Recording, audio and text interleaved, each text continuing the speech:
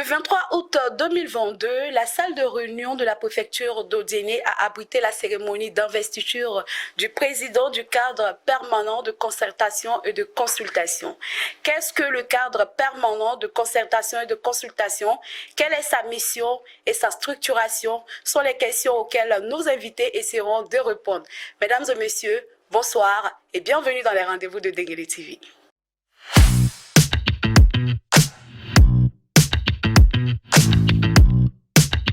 NCI, notre partenaire privilégié.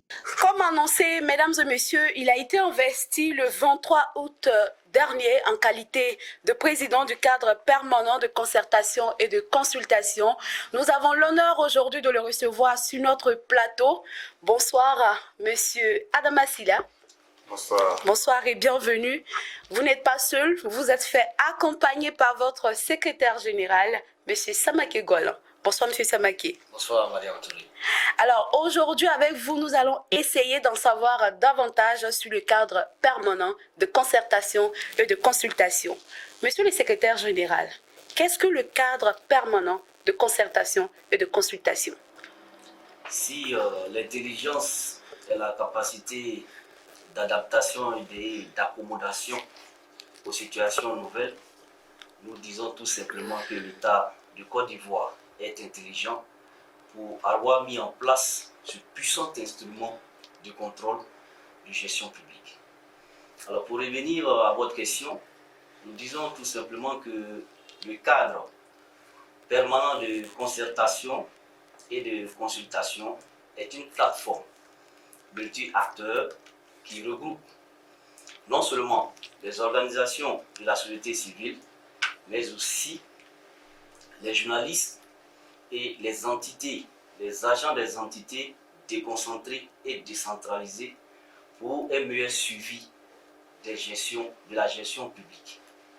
Alors, depuis quand est-ce que le cadre permanent existe et quelle est sa structuration?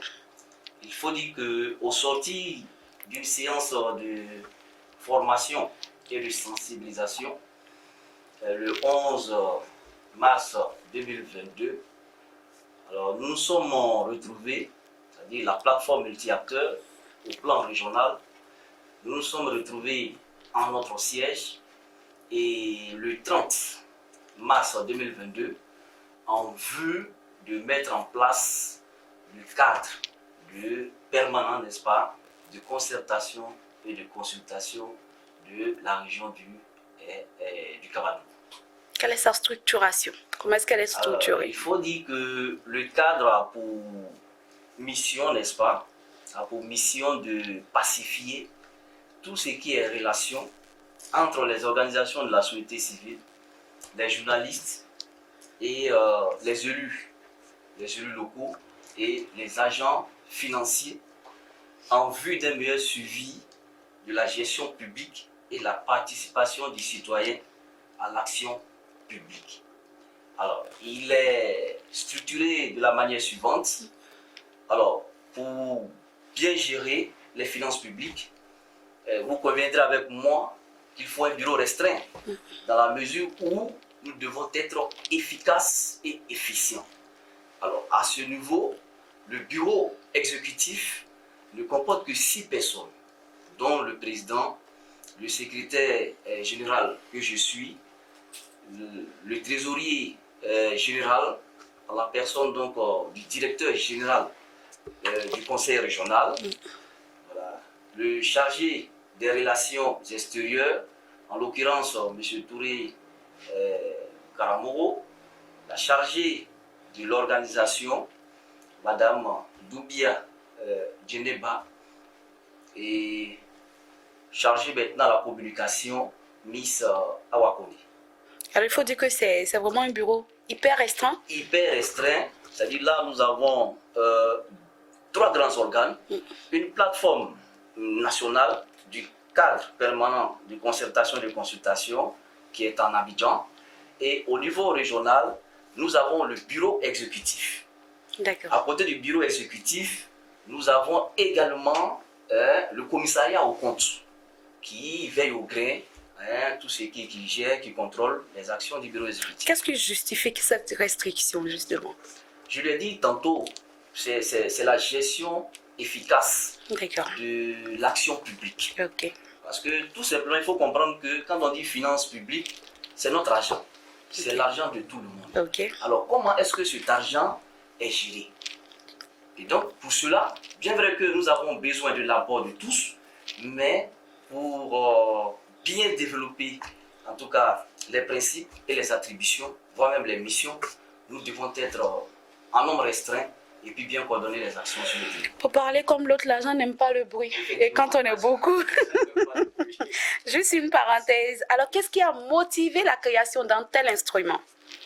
La motivation est très simple. Et en cela, nous remercions le président de la République, son Excellence Alassane Ouattara, pour très sincèrement avoir mis en place assez de réformes. Parce qu'aujourd'hui, nous parlons du budget citoyen, c'est-à-dire la gestion participative de notre argent. Alors, donc, il y a eu assez de constats, en l'occurrence, la mauvaise gestion des marchés publics. Voilà, notamment les constructions de ponts, de routes, les infrastructures scolaires, sanitaires, etc., etc. Donc, fort de ces constats, alors, ce projet, notamment le projet Finances publiques, notre affaire à tous, a vu le jour et a mis en place ce cadre permanent de concertation et de consultation pour lutter efficacement contre la mauvaise gestion des finances publiques. Alors, c'est vrai que vous l'avez abordé brièvement tout à l'heure, mais est-ce que vous pouvez nous donner de façon détaillée la mission que s'est assignée le cadre permanent de concertation et de consultation? La mission est simple et votre question est très pertinente dans la mesure où nous avons pour mission d'assainir la gestion des finances publiques. Et cela va passer par une sensibilisation, voire des séances de formation et d'information de la population, de sorte à ce qu'elle s'approprie ce nouveau cadre, ce nouveau instrument de contrôle des finances publiques. Ok, merci beaucoup, Monsieur Samake Goualan. Monsieur Adama Silla, Monsieur le Président, est-ce que vous pouvez nous dire quel objectif le cadre permanent compte atteindre? Quel est l'objectif que vous comptez atteindre? Merci, Marianne. L'objectif que nous devons atteindre, c'est d'améliorer l'implication de la population dans la gestion des finances publiques. Ok. Parce que c'est nous, la population, elle est contribuable. Donc, il y a une question de redevabilité. L'État doit rendre compte à la population, le jour au jour. Sinon, on doit les obliger à rendre compte à la population de la gestion. Donc, voici le fondement même du travail que nous devons faire. Okay. Dans un premier temps, amener les populations à s'intéresser. Il a parlé tout de suite du budget participatif, mais la participation des populations à l'élaboration des budgets dans les collectivités territoriales est extrêmement important dans la mesure où il faut qu'on accepte les projets et les projets doivent se faire au goût des populations. D'accord. Voilà. Je suis donc en mesure de vous demander quels sont vos domaines de contrôle. Bon, le domaine de contrôle va de soi avec tous les financements de l'État. C'est-à-dire que dès l'instant que l'État a pointé son nez quelque part dans un domaine pour le financer, ça, nous avons un droit de regard. Ok. Voilà. Et quelle est votre limite? Même si c'est une structure privée. D'accord. Quelle est donc votre limite d'action, Monsieur le Président? Bon, notre limite d'action, c'est de faire en sorte pour d'abord ressortir la fiabilité de l'information sur la gestion en question. Et si nous avons les informations, nous approchons l'autorité en question pour mettre ça à sa disposition et puis attendre sa réponse. Et en retour, on va faire un plaidoyer. Et le plaidoyer maintenant est versé au bureau central d'Abidjan. Okay.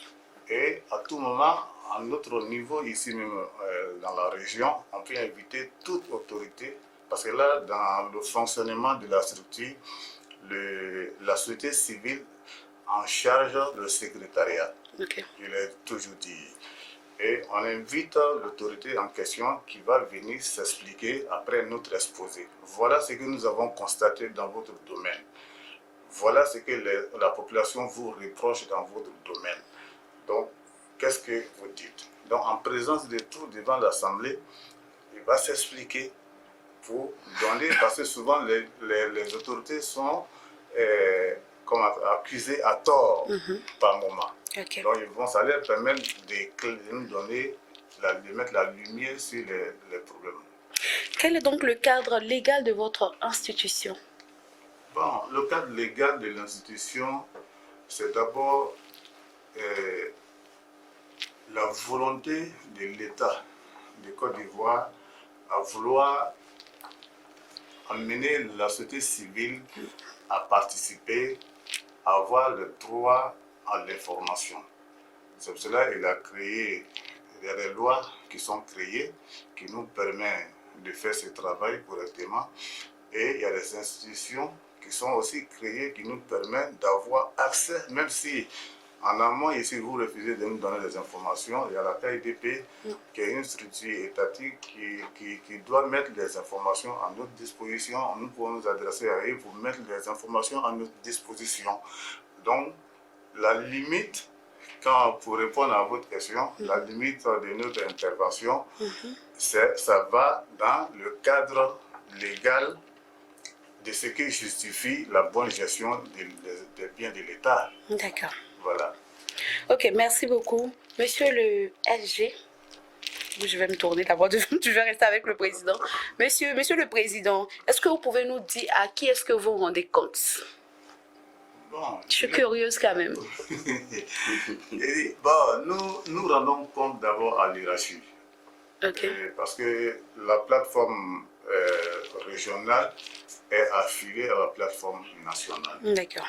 Donc, dès que nous avons un problème qui nous dépasse, nous rendons compte à la plateforme nationale, donc qui est censée de faire appel à qui de droit pour pouvoir lui donner l'information. Est-ce que vous voulez ajouter quelque chose, monsieur le secrétaire général? Et effectivement, nous disons que le champ d'action est très vaste. Alors, en guise d'illustration, nous avons reçu une alerte le mois dernier, faisant état de ce que les centres de santé étaient en état de délabrement très avancé. Et sur ce, nous avons mené nos enquêtes sur le terrain. Et effectivement, le constat était avéré, dans la mesure où des bâtiments qui sont construits pour une durée de vie de 15 ans, 20 ans. Alors, vous voyez qu'au bout de 3 ans, 5 ans déjà, ces bâtiments commençaient à tomber en ruine. Et tenez-vous bien, il s'agit des centres de santé. Okay. Et nous, étant saisis, nous avons fait les rapports et nous avons saisi qui de droit. Okay. C'est comme ça que nous travaillons. Nous n'avons pas délivré la source, bien les destinataires, en tout cas de nos rapports et autres. Alors nous transmettons nos rapports à qui de droit. Et chemin faisant, ça a été fait. Et je vous le dis, quand le rapport est parti, alors il y a eu des appels d'offres pour la réhabilitation de 30 centres de santé au niveau de la région du Cap-Adou. Wow. Et donc, les appels d'offres ont été faits, les attributions de marché ont été faites. Et lundi dernier, c'est-à-dire lundi 29 août, alors les entreprises sont déjà sur le terrain pour commencer la réhabilitation de ces centres de santé.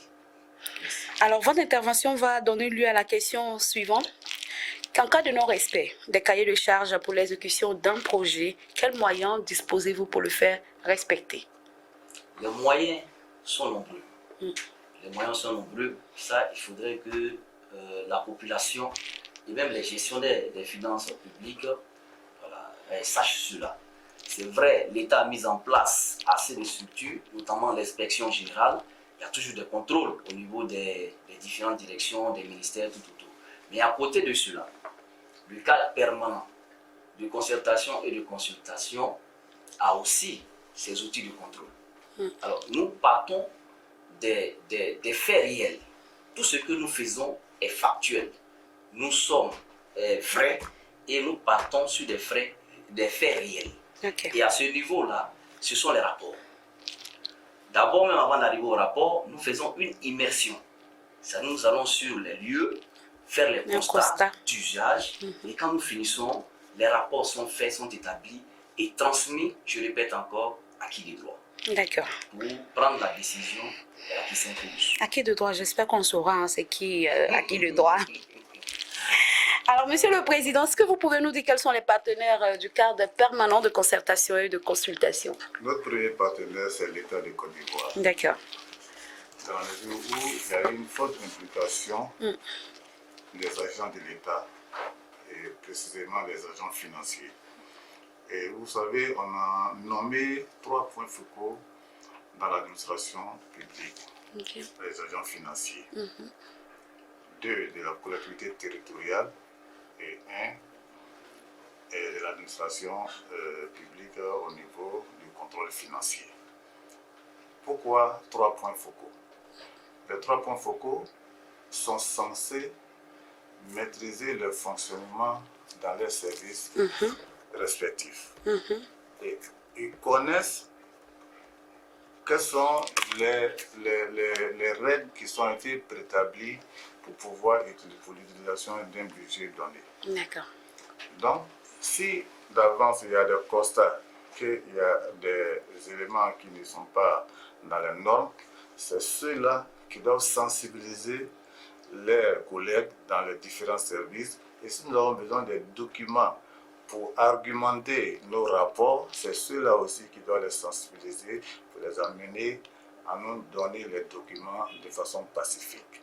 Pour dire que l'État même est engagé et ceux-là, ils sont nommés auprès du cadre permanent par les services, par les chefs de service. Donc voilà, c'est une activité légale qui est reconnue par l'État de Côte d'Ivoire. Donc partenaire, l'État de Côte d'Ivoire. Mais à part l'État de Côte d'Ivoire, il n'y a pas d'autres partenaires Bon, à part l'État, à part de ça, moi je dis que tous ceux qui interviennent dans la vie active et qui touchent la gestion des finances publiques sont nos partenaires. Parce que nous allons d'abord sensibiliser pour amener les populations à comprendre réellement quel est notre rôle dans la réussite de la gestion des finances publiques. Parce que quand on a parlé de redevabilité, la redevabilité c'est quoi? C'est parce que nous sommes contribuables que nous estimons que les décideurs doivent pouvoir nous rendre compte. Maintenant, quand tu injectes ton argent quelque part, donc tu dois avoir un droit de regard. Donc, la population, les activités, tous les services au niveau, c'est ce que même on appelle la société civile. Vous et nous, tout le monde, c'est la société civile, même les fonctionnaires, ils sont membres de la société civile. Donc, chacun d'entre nous a un engagement vis-à-vis de l'État dans son secteur. Vous êtes de la communication, c'est de travailler dans la déontologie de la communication pour pouvoir servir positivement la communauté. Et c'est de ça qu'il s'agit. Donc le contrôle même, c'est ça. Donc c'est pour cela que les bailleurs ont suscité, ils ont encouragé les États à mettre ces structures sur le fondement des instruments légaux au niveau national comme au niveau international. Donc ce qu'on appelle le cadre permanent de concertation et de consultation provient du cadre permanent de, comment on appelle, de l'action du citoyen et l'action publique, c'est-à-dire du contrôle citoyen de l'action publique. Voilà. Alors, vous avez dit que votre premier partenaire, c'était l'État de Côte d'Ivoire. Tout de suite, j'ai envie de vous poser la question de savoir quels sont vos rapports avec la haute autorité de la bonne gouvernance.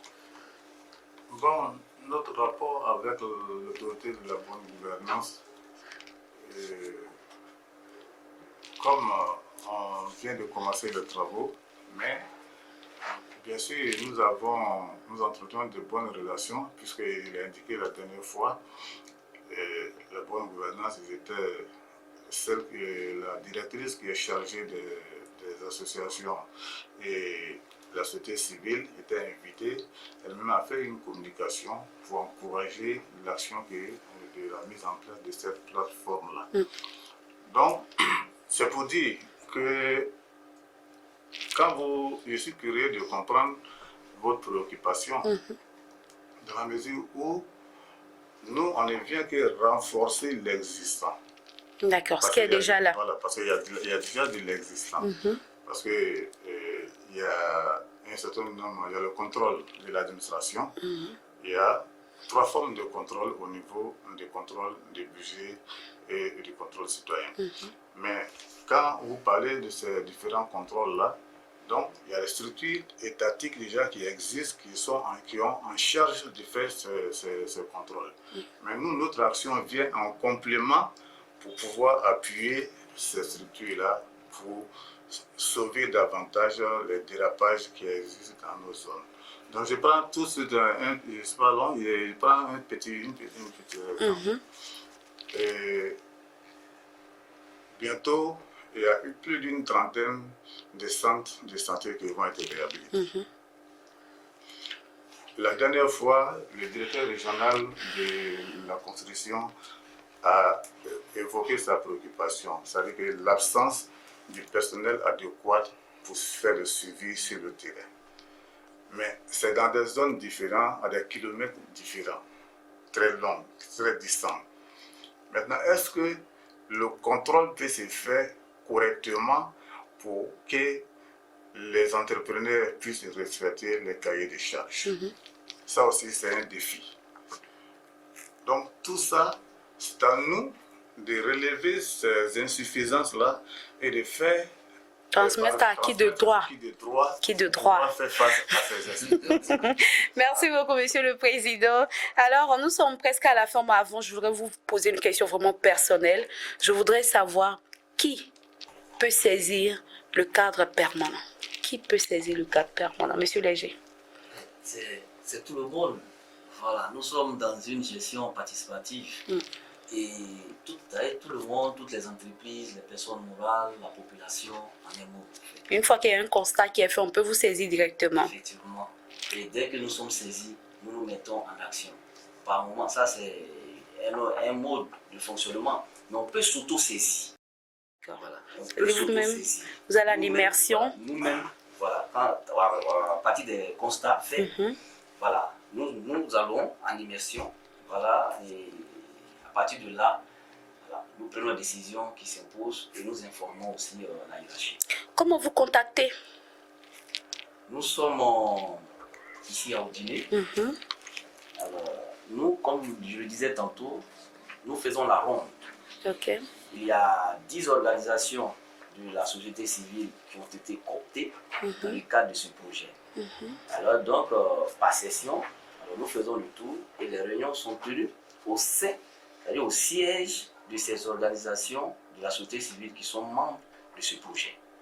Voilà. Et donc, pour nous contacter, nous avons un point focal au niveau du conseil régional, en l'occurrence le directeur général de l'administration, M.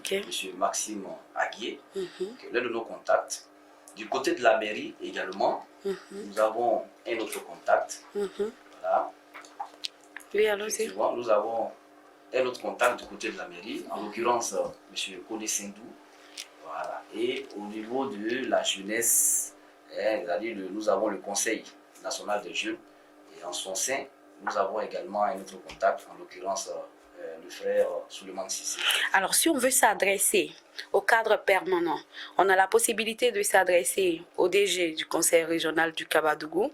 On a la possibilité de s'adresser au président du Conseil national des jeunes de Côte d'Ivoire. Mais est-ce que vous avez un contact à partir duquel on peut vous joindre directement? Effectivement, président. Voilà. Allons-y avec le contact. Oui, mais si vous avez... contactez directement le secrétaire général, il va remonter l'information. Ok, monsieur le secrétaire général, votre contact? Ok, nous sommes au 07 08 00 62 01.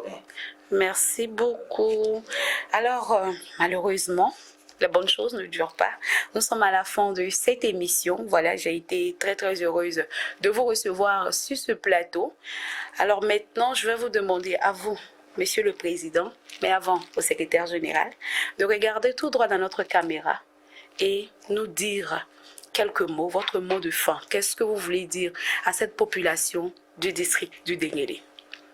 Notre mot de fin sont des mots de remerciement et de félicitations déjà à l'endroit de Denguélé TV. Merci. Et parallèlement à ça, nous disons également merci à la brave population du Kabadou et dire que nous sommes à leur service. Il ne faudrait pas qu'elle, la population, n'est-ce pas, hésite à nous contacter afin qu'ensemble, nous puissions mener ce combat de transparence et de bonne gestion des finances publiques. Merci beaucoup. Monsieur le Président, votre mot de fin? Merci Maria, merci Denguélé TV. Et nous sommes très heureux d'être reçus ici aujourd'hui et pour porter à la connaissance de la masse des populations de nos activités, parce que ça va à l'intérêt général de notre région et au-delà même de la région de la Côte d'Ivoire, parce que c'est une structure pilote, c'est un projet pilote qui va s'étendre éventuellement à toute la Côte d'Ivoire. Donc vraiment, on vous remercie, vous êtes parmi des promoteurs. Vraiment, nous sommes fiers. C'est un honneur. On vous remercie beaucoup. C'est nous qui vous remercions. Et nous remercions également tous ceux qui soutiennent Denguélé TV pour... C'est nous qui vous remercions. C'est nous qui vous remercions. Merci beaucoup. Alors, c'est fini pour cette émission des rendez-vous de Denguélé TV. Nous étions aujourd'hui avec Monsieur Adama Sylla et Monsieur Samake Goualan, respectivement président et secrétaire général du cadre permanent de concertation et de consultation. J'ai été très heureuse de vous présenter cette émission. Je vous donne rendez-vous pour très bientôt. D'ici là, continuez de vous abonner, de partager, de liker et de commenter. Remerciements à NCI, la nouvelle chaîne ivoirienne. Merci.